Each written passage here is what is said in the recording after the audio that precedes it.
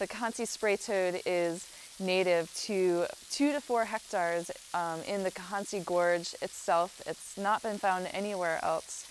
It was discovered in 1996, so fairly recently, and in 1999 a dam was built in the upper part of the gorge, cutting off a significant amount of water flow to the toad's habitat.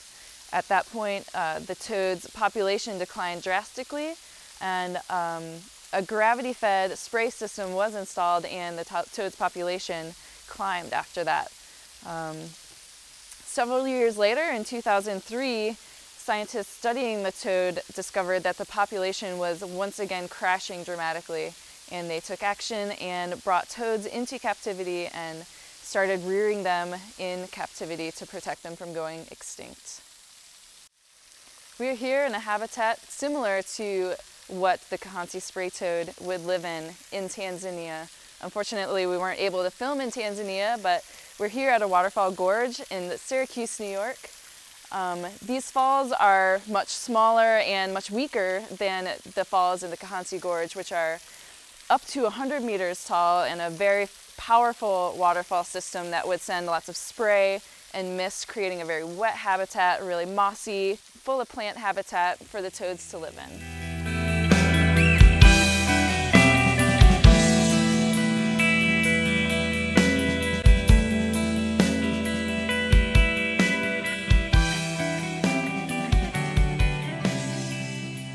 There are several ideas as to why the Kihansi spray toad population crashed in 2003.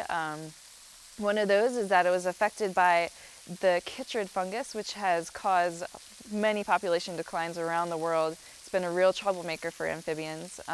Another idea is that sediments flushed by the dam were contaminated with pesticides, and endosulfan being one of the most concentrated of those pesticides. There are lots of people that are really interested in seeing this toad make it back into the wild and be successful in its natural habitat. The experiments that we're doing here in Syracuse are just a small part of a really big effort that a lot of people have worked really hard on. We're really interested in seeing this toad successfully reintroduced. There are a lot of amphibian species that are living only in captive colonies now, or whose populations are very threatened in the wild and who are really relying on these captive colonies to pull through. So it would be great to have a success story with the spray toads, and we're really optimistic and hopeful that we can get these toads back into their native habitat successfully.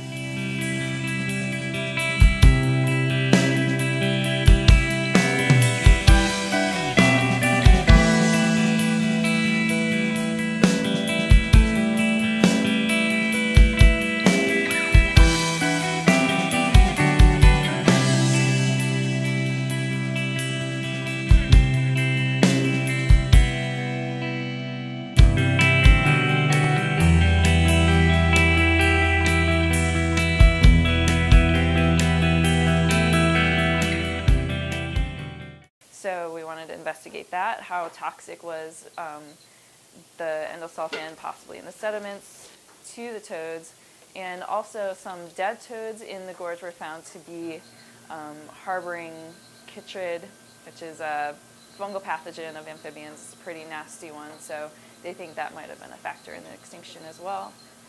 So far, the toads seem to be fairly resilient to endosulfan and to chytrid, at least the adults and the larger juveniles. We haven't had much luck with the tiny guys, so we can't say much about them. But it seems that at least environmental concentrations of endosulfan aren't outright killing the adult toads. If we find that these factors may not really be that terrible, or really cause the toads to die, then that's good news, and that means that there's a potential for them to go back to their natural habitat.